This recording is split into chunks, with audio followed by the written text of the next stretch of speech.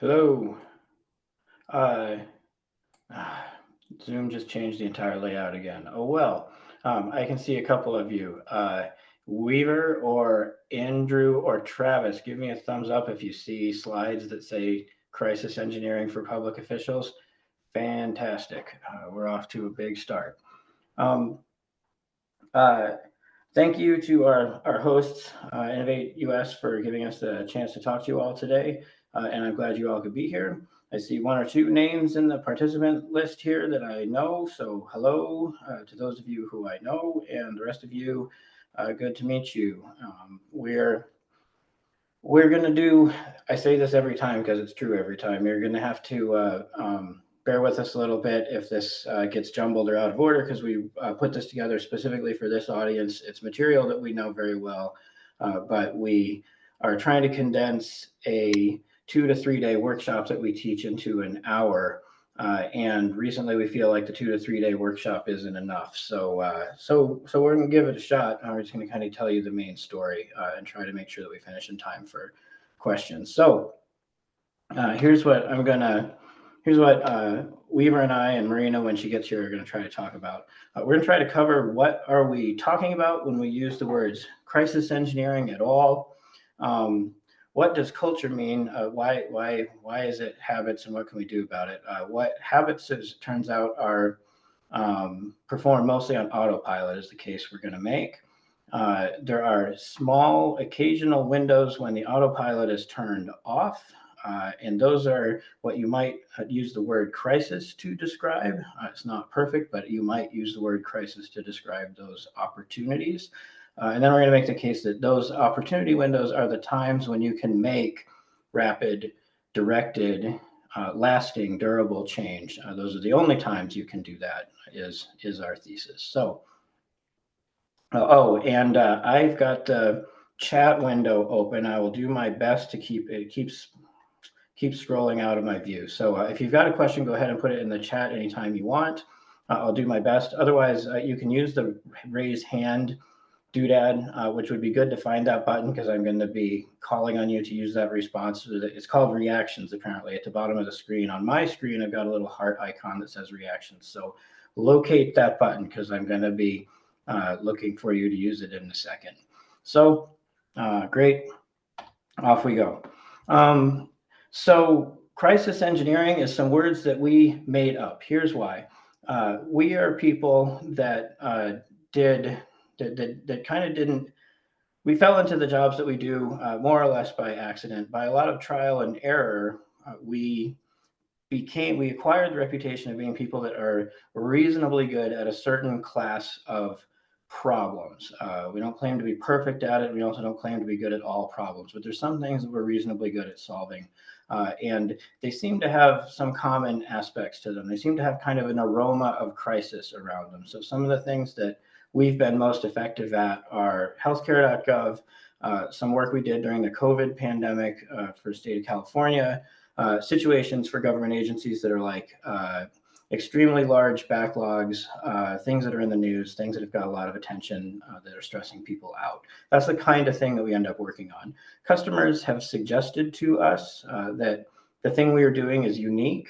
We hear more often than anything else at the end of a job that why, like, you guys are completely unlike other vendors that we have worked with, and why, like, how did you learn to do this? What is it that you do?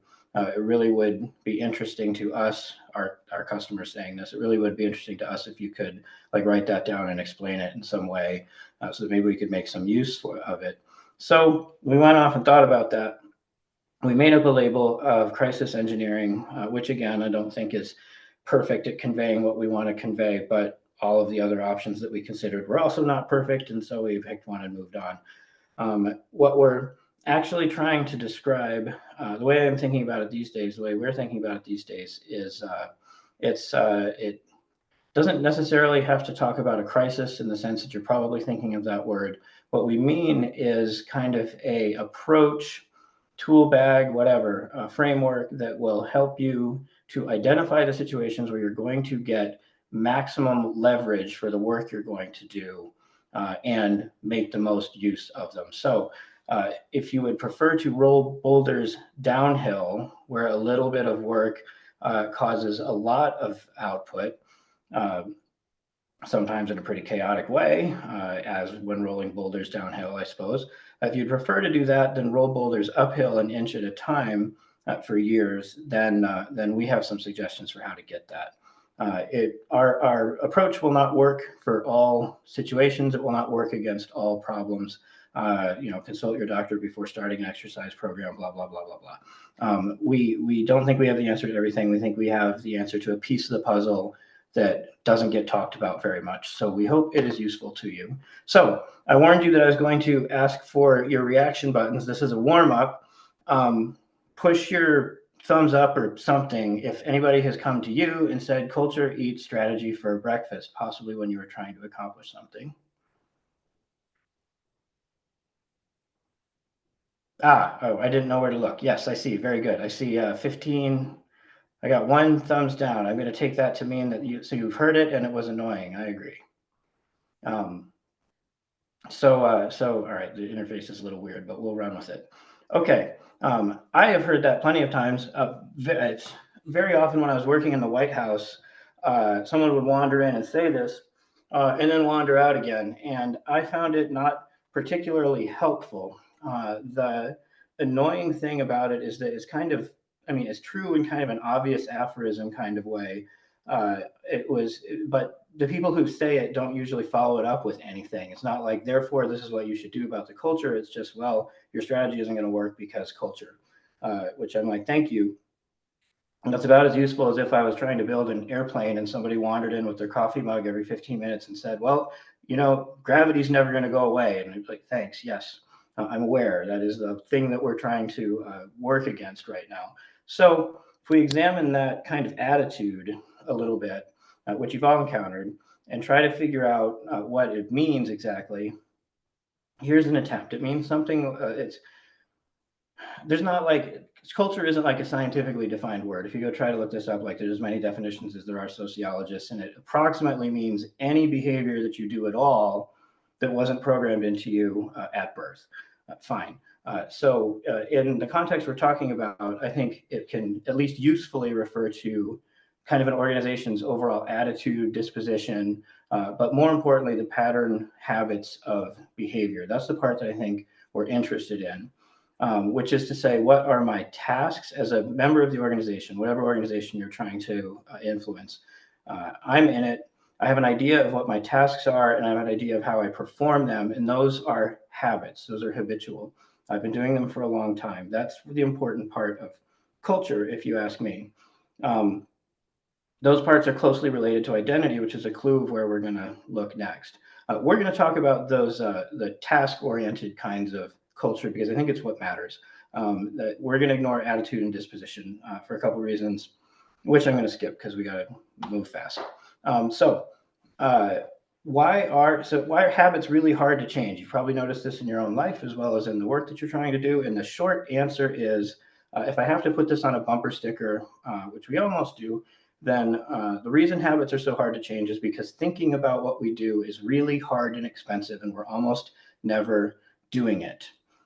This picture is a guy named Harold Garfinkel, which I'm going to explain why he matters in a second. Here is a thought experiment, which I'm going to have to rush a little bit. Have you ever thought about how it is that you make a decision? Just yourself, but I'll bet you get pretty much the same answer if you're thinking about the organization that you belong to.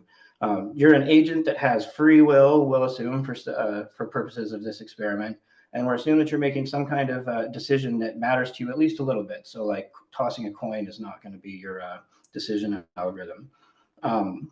Think for a minute. If you have a piece of paper in front of you, like jot down what you think the steps to that are. You only need like 5 or 10 words on this. What do you think is what you're doing when you make a decision? I'll take a deep cleansing breath.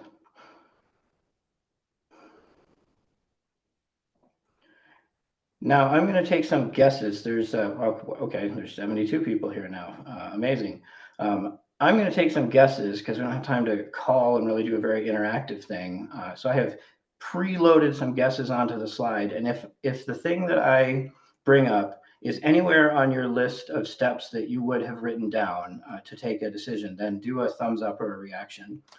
So one of those steps is gather information.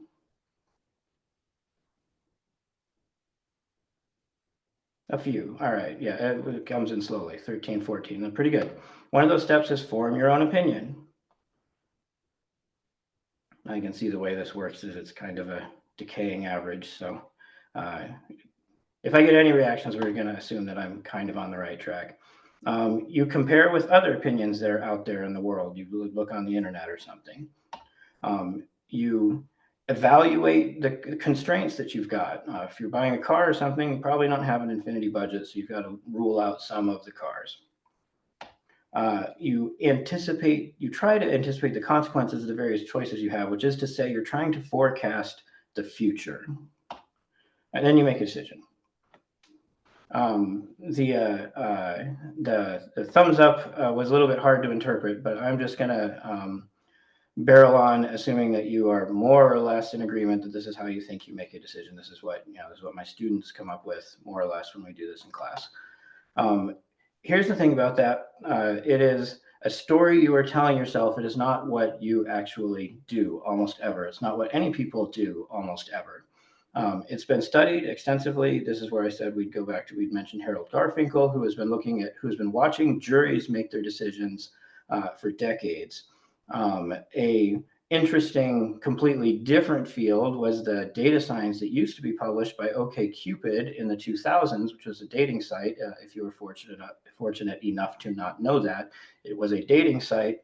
And they published a lot of data science on the actions that people take and compared those with the descriptions, with the self-descriptions that people give you for why they make their decisions. There's no correlation whatsoever, is kind of the bumper sticker version of that. Daniel Kahneman came along. He's an economist I'm going to talk about next, and decided that we're almost never doing this. He thought about this a lot. He was an economist. Economist theory is famously mostly based on this idea that people are rational choice actors. So we're assuming that everybody making a decision in a giant complex economy is figuring out what's going to be best for them in some kind of rational way using criteria and then making decisions accordingly. And economists are endlessly frustrated. And then the rest of us that are affected by their decisions are endlessly frustrated by the fact that they're very, very bad at predicting what's actually going to happen. Daniel Kahneman got tired of that. He eventually got a Nobel Prize, which made him perhaps a little bit bolder about challenging the foundations of his field, and published something that is very famous. The book's called Thinking Fast and Slow. There's a number of papers that he did with various collaborators on it. And his thesis was that our behavior looks like it's as if we have two different brains in our head at the same time. One of them, which he called System 1, operates all the time, automatically with no effort. It's where emotions happen. It's very quick, and it brings up impressions and preferences without you asking for them. System 2 is the one that proceeds slowly and has words associated with it and can be explained and written down and written in an email. It's a conscious, logical thinking brain. System 2 is kind of the only one that we think, if you ask people to describe how they make decisions, what they will describe as System 2, because that's the only one that we can really verbalize, because that's the part of the brain that is able to examine itself. Whereas what's going on most of the time is System 1. So again, we have to blow through this. You hopefully mostly accept this at face value for the purposes of 1 hour talk. But there's a lot of evidence, and obviously this theory isn't perfect any more than any others, and it's been criticized just like them all, but it's fairly convincing to look around and observe that for any given task you might want, there will be people that tend more to use System 1 and people that tend more to use System 2. But for all of us all the time, System 1 is making most of the decisions most of the time. We could do more thought experiments if we had more time, which were along the lines of, I asked you to write out a decision-making process, which is what you think you do. Then we could go back and say, you've made, for most of you, it's probably 2 p.m. I'm in Mountain Time, it's noon here, but both of us made hundreds of decisions between getting up in the morning and sitting here on this Zoom call right now. Hundreds, like what did we eat? When did we get up? What clothes did we put on? On and on and on and on and on. And I will be pretty surprised if anyone on this Zoom call made any decision at all using that decision-making process that we talked about a minute ago, using the System 2 process. All of those things happened automatically. If they didn't, we'd be paralyzed. We'd still be making a list of the pros and cons of wearing a blue shirt versus a black shirt for this meeting. We'd never get anywhere. So almost all decisions are made by System 1 all the time, which I'm caricaturing as autopilot. There is a whole other field that studies this and came up with extremely similar conclusions, but used extremely different jargon to describe it, because that's apparently how academics works. These sociologists for a long time have been describing Daniel Kahneman's System 1 as sense-making. And they have, and this is mostly Carl Weick's work. He again has a lot of collaborators, but if anyone's name gets attached to it, it's probably him. And as in this textbook, as in a bunch of other textbooks and published papers, they have a pretty elaborate theory of what the sense-making process is, what that System 1 automatic process of making sense of your world looks like. And they claim it has these properties, which are that the base motivation is my need to understand my role in the world, what my identity is. It's a retrospective process. It only works on things that have happened in the past that I can see. It is not effective at all working on fantasy worlds, which includes what I imagine the future to be, which is how we spend most of our time, we think, in business. It's a process that creates understanding through taking action. It's not static. You can't sit still and contemplate the universe until you've achieved a perfect understanding. It's social. It depends on the people around us. Nobody does it alone. It's ongoing. It's continuous. It's automatic. That's all those System 1 words back again. It's powered by selective observation. So observation is very important, but you're not a passive observer. You're always choosing facts that are the ones that you're going to weave into your story. And that story that you're creating is more about plausibility than it is accuracy. These are the properties of sense-making, which Daniel Kahneman calls by the name System 1. We mostly use the sense-making terminology just because there's more behind it that seems relevant to the work that we do. So, if you are with me so far, you believe that most of the behavior that you're seeing from most people around you most of the time is happening out of an automatic sense-making process. It is not happening because they're stopping and thinking about what they're doing. And there are opportunities, which are rare, for when that process breaks down, for when the automatic sense-making is interrupted somehow. That's your chance to introduce a change. And that's the event that you might call a crisis.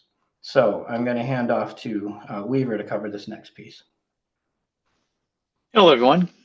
Can you hear me all right? A thumbs up will do. Great.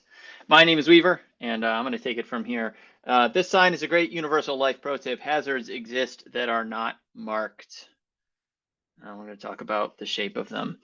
Here are some things we might spot when sense-making fails. So Weick, in his work, calls this going from a cosmos, meaning a system where I understand my role and relationship to the world around me. This is like my tasks and why I am doing them as part of an organization, to chaos, where I do not understand how my tasks relate to the world around me, how I relate to the organization around me. Weick calls this a cosmological episode.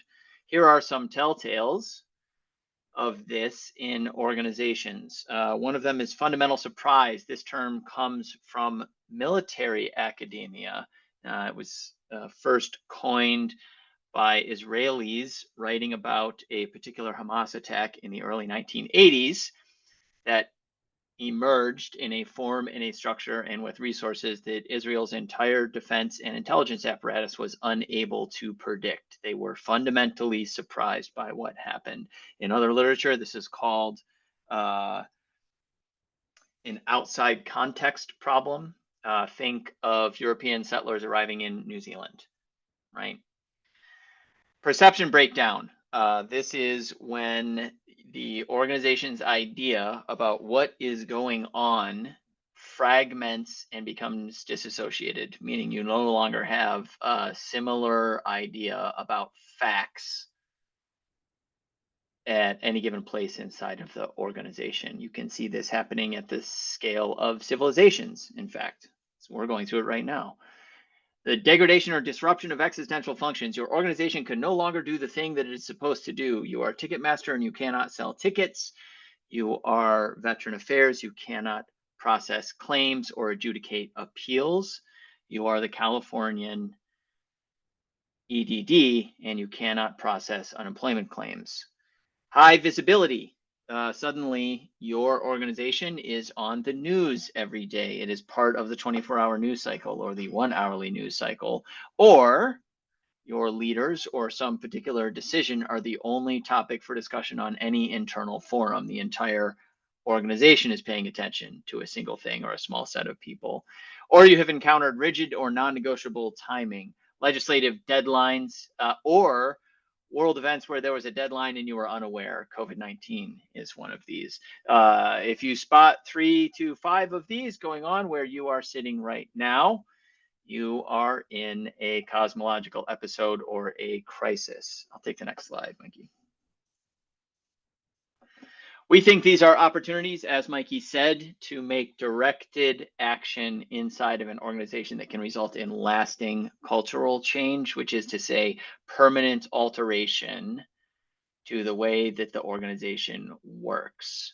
Anytime there's a fundamental surprise, the good news is you are now in the process of discovering reality. Fundamental surprise means the model that you and your organization had for how the world is and how it works was wrong.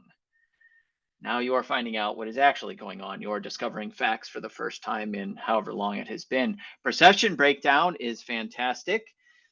If your idea about what is happening has broken up and everybody has a different idea about what the facts are, you now have an opportunity to create a new consensus reality, a new sense making together, right? You cannot do that until the one you have breaks.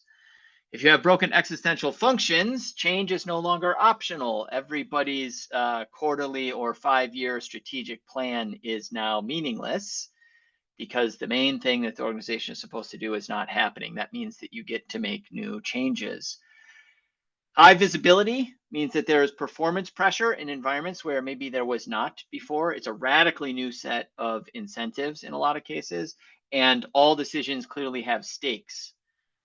For instance, if the organization is in the news every day or regularly under some kind of investigative body, think auditing, legislative committee, IG, take your pick, all of a sudden decisions have a different set of stakes than they did before. Rigid or non-negotiable timing means your decision-making timelines are compressed. So things that used to take 9 months for the organization to decide can now be decided in an hour or a day. Things that used to take a day can be decided in minutes. That's all great. It means you can actually get something done. This makes for opportunity because incentives are now radically different. Power structures are inverted or disrupted. It suddenly is possible for people anywhere in the organization to put new information in front of leadership in a lot of cases, right? Different people get listened to. The organization has radically altered priorities. Everything is shuffled. And there are disrupted communications patterns. Those are all opportunities to put new facts in front of new groups of people, which will establish a new sense of what is happening and how we relate to it. The sense of identity, what are my tasks and how do I do them, is weakened or erased. That's the chaos thing that we talked about. This is the one and only time a new set of identities can be created for people in the organization, a new set of ideas about what their tasks are and how they do them. It is impossible to do that outside of these opportunities, or slow enough that impossible is a rounding error. Slide. How to make the most of it. The key is to understand what is now happening is group sense making. It is going to happen with or without you. It will not wait for the new slide deck or the new strategic plan. It will not wait for you to decide how you're going to make decisions. It will not wait for any of these things. It is already going on. It is a natural, automatic, and social process that every primate is engaging in all the time. The clues we have about how sense making works from the research are what we use to help pick the things we are going to do to direct the new outcome. Crisis means new stuff is going to happen. We're suggesting that you have some influence in those moments to choose what the new things are. Here are some of the tactics we use and suggest others use. We have discovered these through an empirical tradition. The four of us together have intervened in hundreds of crisis situations over decades. We have kept what's worked and discarded the rest. One of the most important things is to create a venue for new group sense making. You'll hear these called war rooms or incident command centers. Adapt to local jargon. I didn't meet too many people in the Pentagon who were lazy about their war metaphors. You want to put all of the confused people and fragments of information you have into one physical place, because sense making is social, ongoing, continuous, and automatic. You are constructing the new reality by picking who is in a room and what facts are in that room. You want things like screens on the walls that you can put facts onto when they are discovered. You want it to be easy to reach so that new facts can be introduced by people who come there and say things. You want to have an operational cadence inside of these rooms. You need it to be slightly faster than is needed by the situation. It needs to be at least daily. We think twice daily also seems to work if your time zone of participation is wide enough. You need very tight escalation paths to leadership so that nobody can get stuck on wondering whether there's permission to take action. All of this signals non-regular order to the rest of the organization. That is part of how you increase the speed and funnel new facts into the body you've created inside of this room. The reason that you want to do this is that you are going to sense make by action. As Mikey said earlier, new realities are created by taking action, observing the results. You cannot sit around until you decide you know everything and then do the right thing. That is just a myth. It's not how anything works in life. You want to have a hypothesis at all times. That's a direction for the experiment. One of our favorite is pick part of the system and turn it off. You will discover a whole bunch of facts if you set out to do that. One of them is what parts of the system that is connected to. Another one is who actually has the capability to turn something off. That is a person who is going to know facts. You want to untrain the expectation of waterfall decision making, the thing where I'm going to suggest something that is then reviewed by another layer of people who is reviewed by another layer of people who is reviewed by another layer of people until all of the correct facts are assembled and a decision is made. That is poison in the best of times. In a crisis or a cosmological episode, it will prevent action, and action is the only thing that will allow new facts to be discovered and progress to be made in constructing a reality. It actually doesn't matter how right you are with any given hypothesis. What matters is that it is plausible. Plausibility is better than accuracy every time. You want to create observability. Look backwards. Sense making is retrospective. It is backwards looking. Look backwards to seek understanding of what just happened. The more backwards looking information you can feed into these rooms, the faster you are going to create a new cosmos, which is to say a new understanding of what is happening, a new consensus reality where people feel like they understand what their tasks are and how they relate to the organization and the system around them. You want to encourage and reward role fluidity. Right? This means like you want to encourage people understanding that any part of this problem is now their job. Their old identity, the old things that they thought that they did and why they did them are no longer relevant. You want to actively disrupt that. Most people's strongest instinct is that they would like to be useful. That is the favorite way to relate to the organization and the system around them. Their old role may not be useful anymore. In fact, the odds are that it is not. And so you can ignore that at your peril, right? If you reward it, you are going to get forward motion, you're going to get more actions, and reality will get constructed. If you ignore it, what you have is a bunch of uncomfortable and panicked people looking for something to do. It will not be helpful. Their actions are driven by their need to understand their identity, how they relate to the organization and the system around them. You are constructing a new cosmos. The crisis will end when that happens.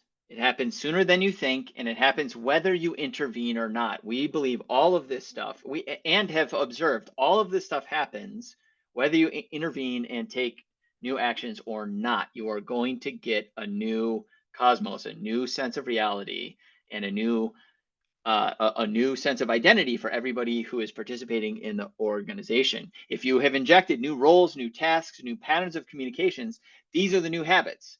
This is now what everybody is doing on autopilot. It is what is real.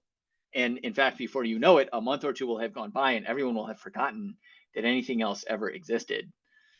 You have changed the habits, and therefore you have changed what everybody is calling culture. This is how it works. This is what happens, whether you are intervening or not.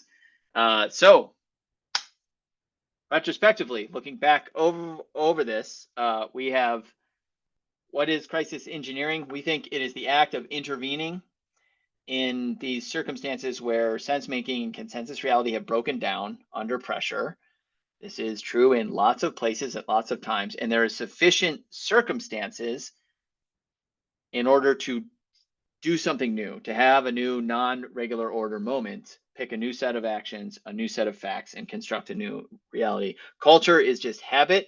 It is what people do when they are on autopilot, which is all the time.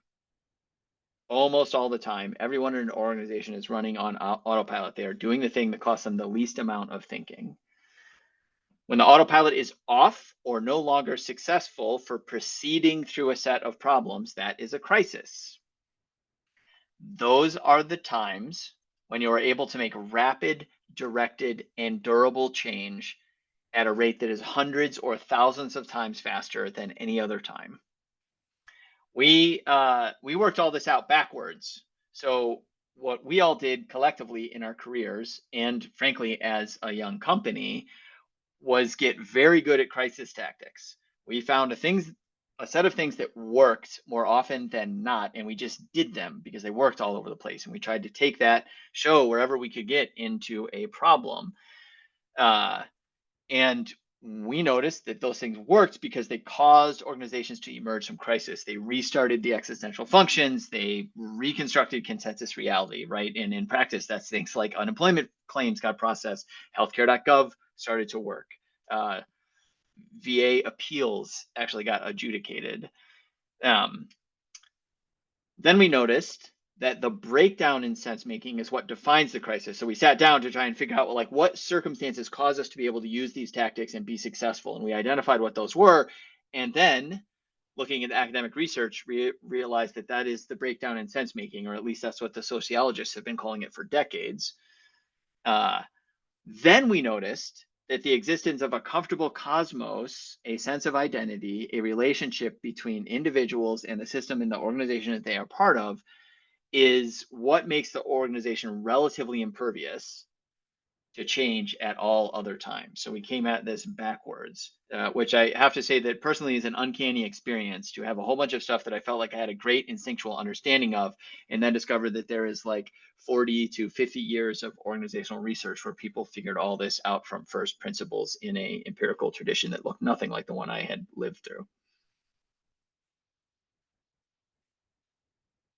You can always reach out to all of us. We do read our email at team@lairolive.com.